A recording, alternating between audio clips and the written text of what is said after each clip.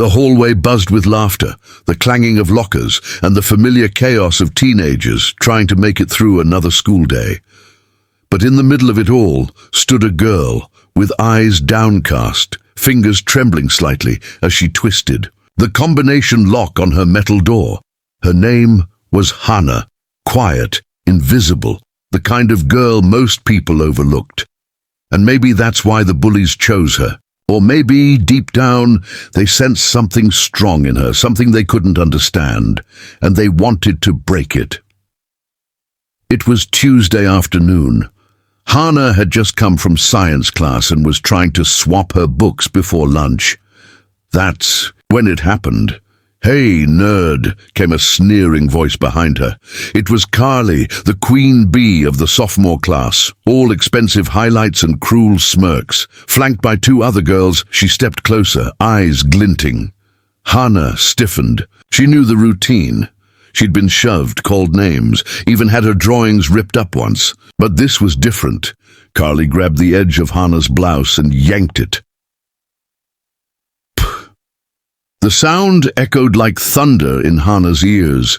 Her shirt tore right down the side, revealing her shoulder, her bra strap, and more importantly, her humiliation. The hallway froze. A few students turned. Some looked away, others snickered.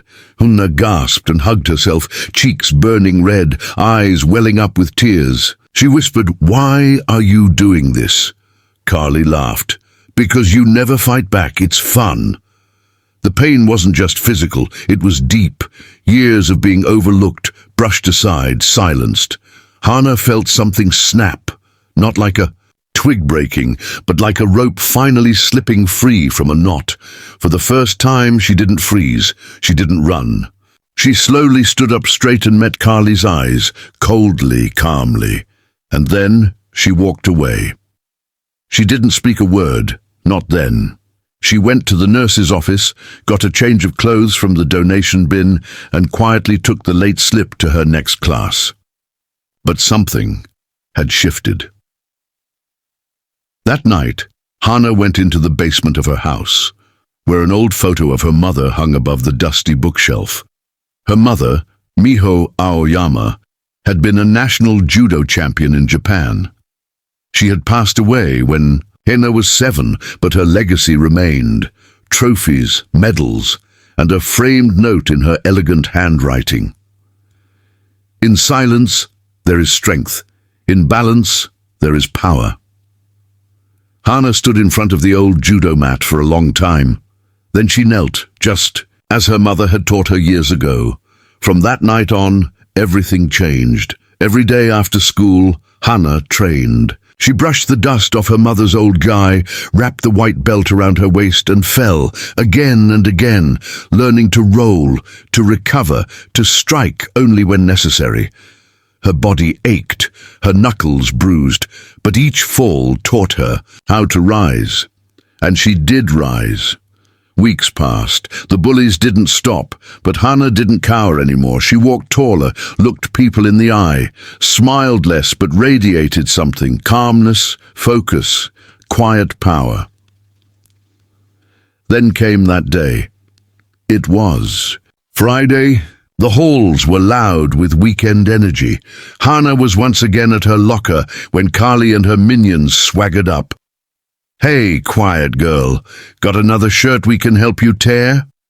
This time Hana turned around slowly, closing her locker with a soft click. "You need to stop," she said, voice even.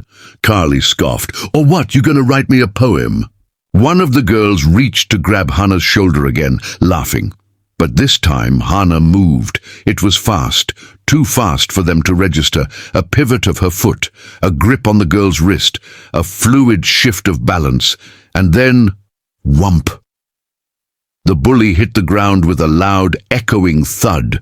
Everyone turned, mouths open, gasps filled the hall.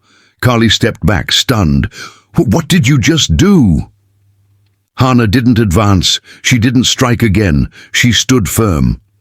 "I defended myself, and I will again. I don't want to hurt you, but I will protect myself. Teachers came running. There was chaos. But Hana didn't panic. She told them everything, calmly, clearly. And for once, everyone listened.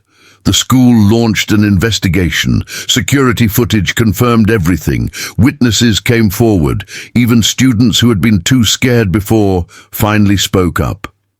Carly and her crew were suspended. Hana didn't celebrate. She didn't gloat. But her story spread like wildfire. Something changed in the hallways after that. People who had never looked her way began to nod at her, smile at her. One student quietly slipped her a note. "Thank you. You stood up for all of us." Another left a handmade bracelet in her locker that read, "Strength in silence." Hana kept training, not to fight, but to remember who she was. Balanced, focused, quiet, but never weak. Months later, she started teaching judo basics at the community center, especially to girls who felt like they didn't belong.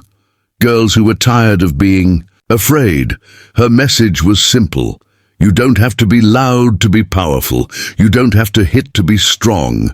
You just have to know your worth and never let anyone take it from you. And that's what stayed with people.